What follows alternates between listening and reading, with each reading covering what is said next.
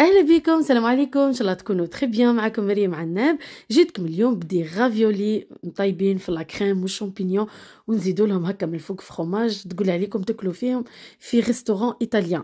ايا تفضلوا معايا. شوفوا هنا عندي شامبينيون، هداك قاعد نحمر فيه في الزبده، غير في الزبده وشويه تاع زيت زيتونه برك، وكثرت الزبده اكثر من الزيت وخليته هكا يتشوح.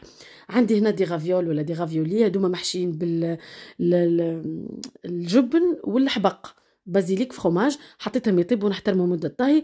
الوصفه هذه صالحه لكل انواع المعجنات. ومن بعد هذاك الشامبينيون زدت له طرف تاع بصل برك، ربيته مش ياسر، ما تكتروش البصل، وزوز سنه تاع توم. وعندي هنا طريفات تاع دجاج طيبين ديجا، درت به تاكوس قبل وفضل لي دونك ما طيشتوش، نو هو اللي راح نطيب به طبقه اليوم.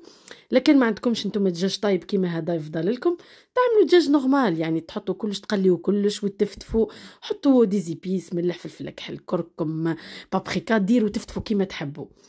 المهم زيدوا له شويه زعتر برك وورقه حبق. انا بعد ما هذوك تخلطوا بيان في بعضهم زدت لهم الكريمه كيما شفتوا. كريمه انا ما نديرهاش ديك الماتيغ غراس تاعها قويه ياسر، ندير غير 12% تكفي. وزدت لها فخوماج هذاك تاني جبن تاع الطالي، انا تاعي مخدوم بالليزاغ، تقدروا ديروا جبن طالي نورمال، زوز هكا، زوز مغارف.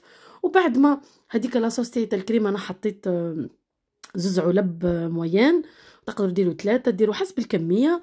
بعد ما تخلطوا بيان في بعضهم زدت لهم هذوك لي غافيولي طيبين وخليتهم هكا يتجمروا غير شويه برك. وشوفوا كيف ما هنا قدمتها في الصحن.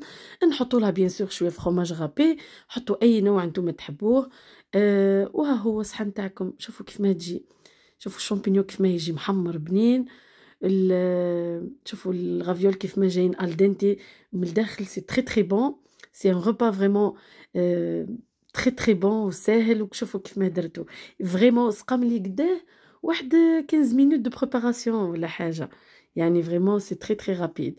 شوفوا كيفاه نقدروا يعني بحوايج عندنا في الدار، شوفوا كيف ما باش نقدروا نخرجوا منهم. استعملوا اي نوع من المعجنات انتم تحبوهم ولا متوفر عندكم، ونقول لكم بصحتكم على بروشين.